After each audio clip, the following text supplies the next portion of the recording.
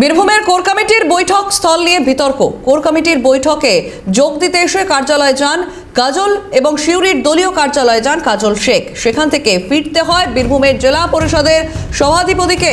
পরে সার্কিট হাউসে হয় ওই বৈঠক এবং সরকারি সার্কিট হাউসে কেন বৈঠক সেই প্রশ্ন তোলেন কাজল। জেলার উন্নয়ন নিয়ে বৈঠক বলে জানান কোর কমিটির সদস্যরা। ভোটার তালিকায় নাম বাদের প্রসঙ্গ নিয়ে আলোচনা। কি বলছেন কাজল শেখ শুনবো।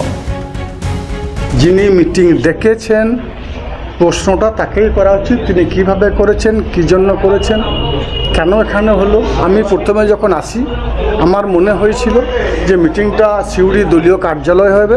আমি দলীয় কার্যালয়ে অলরেডি গাড়ি থেকে নামার পর জিজ্ঞাসা করি, বলে এখানে নয় সার্কিট হাউসে। সর্বপ্রথম এখানে committee convener core committee meeting ডাকবে, সেটাই হয়েছে। এর ক্ষেত্রে জানানো হয়নি, আজকের ক্ষেত্রে এখনও মেসেজটা আমাকে আছে। সেই মেসেজে তিনি দিয়েছেন যে সিউড়িতে 21 তারিখে বেলা 4টের সময় কোর কমিটি মিটিং ডাকা হবে। আহ্বায়ক বীরভূম জেলা কোর কমিটি অনুব্রত মণ্ডল। কিন্তু এসে দেখলাম দলীয় কার্যালয়ে নামার পরে যেখানে মিটিং হচ্ছে না, জিজ্ঞাসা করলাম, তখন বলল সার্কিট হাউসে। তারপর হয়তো ভাবলাম কোনো কারণবশত হয়তো বুকিং করেছেন কীভাবে এখানে করেছেন সেটা উনিই বলতে পারেন। এ নিয়ে কোর কমিটির সদস্য কি বলছেন শুনবো এবং পাশাপাশি সাংসদ শতাব্দী রায় কি বলছেন শুনবো। বিভিন্ন আলোচনা হলো আর কি। সেই আলোচনায় কত বাদ গিয়েছে, কারা কারা বাদ গিয়েছে, যারা নোটিশ পেতে চলেছে আর কি, তাদের ক্ষেত্রে কি করা হবে, এই নিয়ে আজকে মুখ্য আলোচনা। কিন্তু স্যার ডেভেলপমেন্টের মিটিংটাই করেছিলাম, তারপরে আলোচনার মাধ্যমে এটা হয়েছে।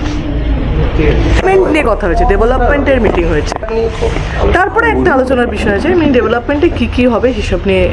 মেনলি ওটাই বেসিক জায়গা ছিল। তারপরে একবার এসআইয়ের কথা, তৃণমূলের গোষ্ঠী আর জিতবে তৃণমূল, এই আলোচনাটা হলো। এই কিছুর পরে কোর কমিটি না, ডেভেলপমেন্টের কথা হয়েছে, এটা ডেভেলপমেন্টের মিটিং হিসেবে। পাল্টাই গোটা বিষয় নিয়ে বিজেপির তরফে ধ্রুব সাহা কি বলছেন শুনবো। ভুল হচ্ছে, সার্কিট হাউসে আজকে তৃণমূলের কোর কমিটি কি আছে একটা, এই কমিটির মিটিং হয়েছে। পার্টির মিটিং সরকারি একটা সংস্থার মধ্যে হচ্ছে, অর্থাৎ পার্টি আর সরকার এখানে একাকার হয়ে গেছে। কোনো আইন নাই, কোনো কানুন নাই, কোনো নিয়ম নাই। স্বাভাবিকভাবে আমরা এই ঘটনার তীব্র প্রতিবাদ জানাচ্ছি। যারা সরকার এবং পার্টির একটা গণ্ডি আছে, সেই গণ্ডি মানে না, তাই তৃণমূল হইতে সাবধান। তৃণমূল হটাও, বাংলা বাঁচাও।